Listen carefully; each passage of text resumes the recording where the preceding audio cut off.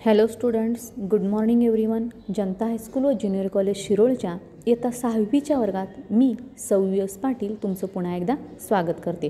विद्यार्थी मित्रांनो, आजचा आपला विषय असणार आहे मराठी. तर आज आपण काय बघणार आहोत बघा. तर भाषेचे वेगवेगळे नमुने असतात. नमुने म्हणजे काय? वेगवेगळ्या प्रकारे ती भाषा बोलली जाते.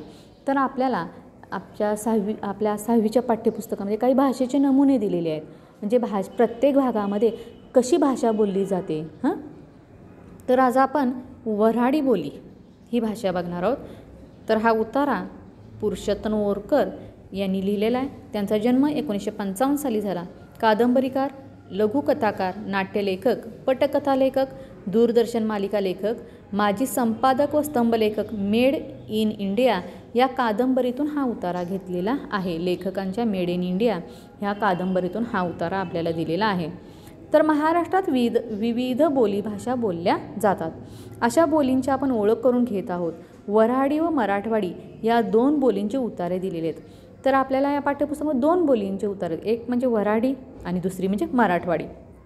तर आत्ताच्या तासाला आपण वऱ्हाडी बोलीविषयी काय करणार आहोत, माहिती घेणार आहोत. ओके, लक्षपूर्वक ऐकायचं आहे. आई माय चा कहाले करा लागत वतावं. बघा, आई माय म्हणजे अहो कशाला चहा करायला लागत होता. आई म्हणते, आई काय म्हणते, म्या चालेस्त बलावू धाळलं गळ्याकून तुम्हाले. अहो मी गड्याला तुम्हाला चहासाठीच बोलवायला पाठवलं होतं. सकाळून तुम्ही न्हानोऱ्यात गुंतून पडल्या होता. सकाळी काय झालं होतं, न्हानोरा म्हणजे काय, लग्न झाल्यावर नवीन नवरा नवरीनं आंघोळ घालतात बरं, आपण कळसात आंघोळ घालतात म्हणतो. तर त्यामध्ये तुम्ही गुंतून पडलात, म्हणजे ते तुमचं काम चालू होतं म्हणून मी तुम्हाला बोलवलं नाही तर सकाळूनच बोलावलं असतं. नाहीतर मी काय करणार होते, सकाळीच तुम्हाला बोलवणार होते. मग स्वयंपाक पाणी झाल्यावर म्या गळ्याले म्हटलं. त्यानंतर मग स्वयंपाक वगैरे झाला, मी गळ्याला काय म्हटलं, गळ्याला म्हणजे गड्याला, नथू लगन घरी जाय आणि त्या येवद्याच्या पाहुणींले चा पाण्याले घेऊन ये. मग मी नथू हे गड्याचं नाव, त्याला म्हटलं की अरे जा त्या लग्नघरात, जिथं लग्न झालं त्या लग्नघरात जा आणि त्या पाहुणीला काय कर, बोलवून आण चहाला. घ्या, थंड होईन. घ्या, पटकन घ्या, चहा थंड होतोय. तुम्ही घ्या ना, घे ना तुम्ही घे ना. मग ती पाहुणी काय म्हणते, घ्या तुम्ही पण माझ्याबरोबर घ्या. तुम्ही मोठ्या हानाबाई, ती काय म्हणते, तुम्ही मोठ्या आहात, तुम्ही पहिल्यांदा घ्या. चूप पोट्ट्या मीन्स आपण पोरा म्हणतो मुला. गप बस रे, आगावर चहा सांडत काय आता. अरे चहा आता अंगावर सांडतोस की काय. चूप बस. तूही कुसमे म्हणजे मुलीचं नाव आहे. ती आपल्या मुलीला पण काय म्हणते, तू सुद्धा गप बस. काय झालं तुम्हा दोघा येले, त्याहाले देऊ का चहा. मग मुलं अशी त्रास देत असतात त्या पाहुणीला. म्हणून आई काय म्हणते, त्या दोघांना सुद्धा चहा देऊ का मी. नाही त्याईले कहाले पाहिजे चहा, दुसरा नका देऊ, याच्यातलाच देतो मी. ती म्हणते की नाही देऊ नका, तुम्ही दुसरा मुलांना ह्या, मी माझ्यातलाच देते. हॅट, ऐकतच नाही तुम्ही. हे तर सती पळतात चहाचा सिंगल दिसला की. ती काय म्हणते, तुम्ही सुद्धा ऐकत नाही आणि मुलं चहा दिसला की अशी पळतात, म्हणजे चहा पाहिजेच असतो त्यांना. यावर आई म्हणते, मी अगोदरच ठेवला होता जास्तीचा. आई म्हणते, अहो असू दे, मी जास्तीचा ठेवलाच होता. वक्तावर कोणी आलं तर मग पंचायत होते. वक्तावर म्हणजे ऐन वेळेला अचानक कोणी आलं तर मग काय पंचायत होते नसला तर, त्यामुळे मी जास्तीचा केला होता. घ्या, पान घ्या.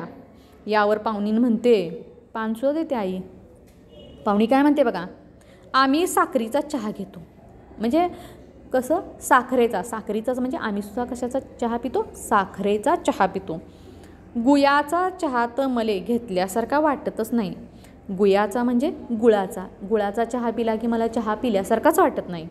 अडकित्ता कुठे आहे, तू बसला का पोट्ट्या अडकित्त्यावर, उठ उभा राह. अडकित्ता म्हणजे तुम्हाला माहिती आहे, सुपारी फोडण्यासाठी वापरतात. कुणाच्या घरी जर आपले आजोबा वगैरे असतील, पान खात असतील तर त्या मुलांना माहिती आहे अडकित्त्याने काय केली जाते, सुपारी कातरली जाते बारीक. तर ती आपल्या मुलाला काय म्हणते, अरे अडकित्त्यावर बसलास की काय, उठ म्हणते. हे पोट्टे मिनिटभर कोणाशी बोलू देतील शपथ आहे. लहान मुलं त्रास देतात बघा पाहुण्यांच्यात वगैरे गेलं की, आणि त्या पाहुणीला सुद्धा काय करत आहेत, तिची मुलं त्रास द्यायला लागलेत. ती काय म्हणते, कुणावर बोलून सुद्धा ही मुलं देत नाहीत. आता त्याले रुपये काहायला द्या लागते बैना. मग ह्या काय करतात, त्या पाहुणींच्या मुलाला 1 रुपया हातात देतात. मग त्या काय म्हणतात, आता ह्यांना पैसे कशाला तुम्ही देताय. त्यावर पुढं बघा काय म्हणते आई.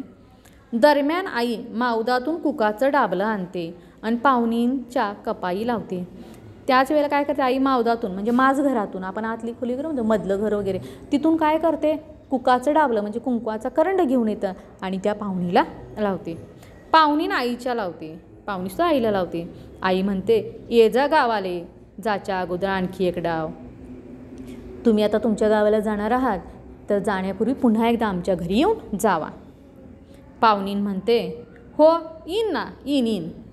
पाहुणी काय म्हणते, हो नक्की येईन मी जायच्या आधी. तथी लगीन घरी तर माय उभं राहायला जागा नाही. तिथं लग्न घरात तर काय म्हणते, उभं राहायला सुद्धा जागा नाही. निरा कलकल कलकल चालू असते उठल्यापासून झोपेलागे.